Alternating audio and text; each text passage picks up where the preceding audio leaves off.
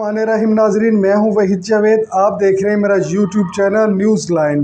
ناظرین، are D A نے mid city اسلام آباد میں واقع ایک ہاؤسنگ سوسائٹی کو غیر قانونی ہاؤسنگ اسکیم قرار دے دیا ہے اور اس کی تشہیر کرنے والی مارکیٹنگ کمپنی ایپیکس گروپس کو بھی نوٹس جاری کر دیا ہے۔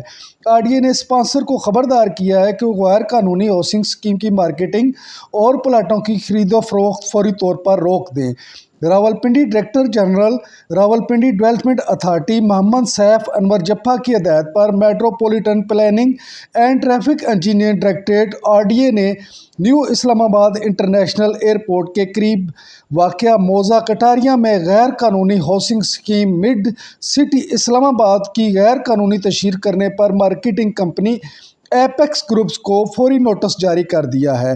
ترجمان آر ڈی اے نے کہا ہے کہ D G R D A کے مطابق ایسی غیر قانونی ہاؤسنگ اسکیموں کی تشہیر کرنا جن کی آر ڈی اے سے کوئی قانونی اجازت نہیں ہے، جو کہ Punjab development authority private housing scheme rules قانونی ہیں۔ انہوں نے کہا کہ ایک اسپانسر اتھارٹی کی پیشگی منظوری کے بغیر پرنٹ اور الیکٹرانکس میڈیا یا کسی بھی طریقے سے پلاٹوں یا ہاؤسنگ یونٹس کی فروخت کی تشہیر نہیں کرے گا۔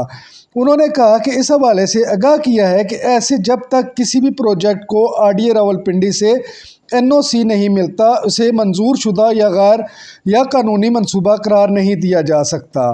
لیکن نجی مارکیٹنگ کمپنیوں کے ویب سائٹ عوام الناس کو گمراہ کر رہی ہیں کہ جو صرف اشتہار کی تلاش میں باہری رقم لگا رہے ہیں۔ ایسے منصوبوں کی مارکیٹنگ و پروجیکشن سے عوام الناس کو یہ تاثر ملتا ہے کہ اس پروجیکٹ کے پہلے منظور شدہ اور قانونی ہے۔ وارننگ دی گئی ہے کہ آپ اس غیر قانونی سرگرمی کا حصہ نہ بنیں، جس کے ذریعے غیر قانونی ہاؤسنگ اسکیموں میں سرمایہ کاری کرنے والے عام لوگوں کو دھوکہ دہی میں آ سکیں۔ انہوں نے کہا کہ D G R D A Muhammad Saif Anwar Jafa نے انہیں ان غیر قانونی اسکیموں کے تمام مواد کو ہٹانے کی ہدایت کی ہے، جس سے غیر منظور شدہ، جعلی اور غیر قانونی ہاؤسنگ سوسائٹیوں میں پلاٹوں کی بکنگ کی صورت میں عام لوگوں سے پیسوں کی بھاری لین دین شروع کیا جاتا ہے۔ اس طرح الیکٹرانکس میڈیا کے ذریعے عام لوگوں کو دھوکہ دیا جاتا ہے۔ اس سلسلے میں آر ڈی اے نے باقاعدہ اپنی ویب سائٹ پہ اس مڈ نامی سوسائٹی کو غیر قانونی قرار دے دیا ہے۔ ناظرین، مڈ سٹی جو ہے یہ ایئرپورٹ کے قریب واقع ہے۔ اس سوسائٹی کا تھوڑا سا رقبہ ہے۔ انہوں نے بھی اربوں روپے کے پلاٹ کی خرید و فروخت کر رکھی ہے، اربوں روپے کے انہوں نے فائلیں فروخت کی ہوئی ہیں۔